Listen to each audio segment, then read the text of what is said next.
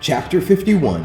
We find our heroes venturing through the wilderness, and I'm thinking to myself, if they were going to make a catch, it felt like it would be in this place. Especially with Dot using the app Free created to locate Pokémon. See, he is good for more than being a Deus Ex Machina. Although, honestly, catches haven't even been on my mind so much, since I've just been conditioned at this point to know that the starters are the stars. So, now that the group's got some direction, it's homework time!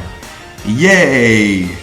It's real entertaining actually to see the group goofing off like this. Like, Florie's really come out of her shelter. We see Dot's also capable of anything, with WikiHow by her side. While exploring, they come across the Pineco, who doesn't appreciate the disturbance. Side note, does anyone else almost solely associate these things with Brock? After Big Boom, and while cleaning themselves up, Wattrel actually came across his evolved form. And those who watched the next episode preview, no. Also interesting is how now two of Roy's Pokemon are really planning out their evolutions. So, making Wattrel's interest his own, Roy takes off in order to do his Royport. As Lico's tending to her mons, we see Flori still feeling pretty insecure about this relationship. It all sort of makes sense too when you think about how vulnerable she's had to be thus far, and why she would really want to hold on to Lico to avoid, well, having to do that again. But this insecurity has got her on edge, so much so that she even accidentally hurts Lico again, a la episode 40, and decides to take off. And not to be a psychology minor, but it's sort of looking like an avoidant attachment style. Trust me, I should know. Meanwhile, Dot's studying the ongoing current phenomenon. She's fascinated by how mysterious and unpredictable they can be,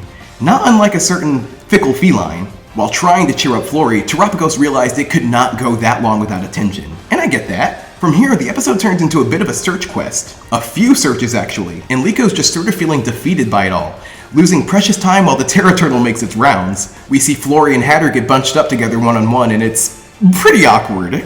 Like getting stuck in an elevator with someone you don't know all that well. Eventually, they do find the Terra Turtle, who's struggling just a bit. Unfortunately, too, Hatter just doesn't have the upper body strength for this. And just how long Florigato hesitated helping shows you she really just might not care for them that much. In fact, if not for Lico, she might have just wandered off altogether. While continuing her search, Lico gets herself stuck and alone in this cavern. Rory's really got the only team that isn't full of troublemakers. Now, prepare for trouble, and make it double, triple, quadruple, you get it.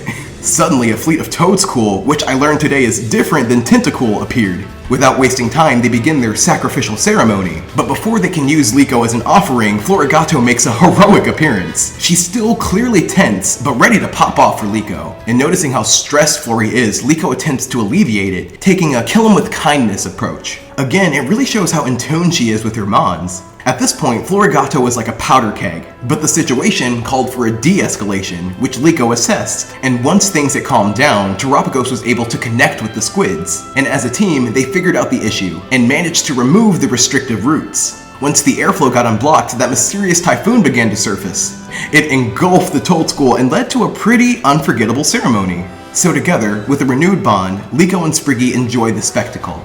Although it is possible no one will believe her since Lico did not take a single photo. Oh well, since what she's come out of this experience with is much more valuable.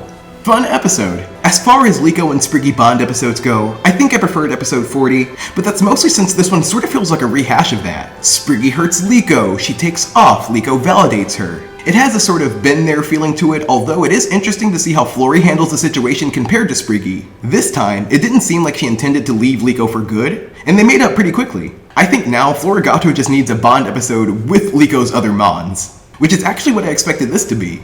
It also looks like no catches in this forest. Lico just had her spotlight episode, Roy's got other things going on, and Dot's got her hands full with Tink. I'm sort of starting to wonder if Horizons thinks of the Voltactors Pokemon as more than one full team, for all intents and purposes. I'm not sure, but I am sure it makes focus episodes like this one a lot easier. And with this one, I'd give it a C.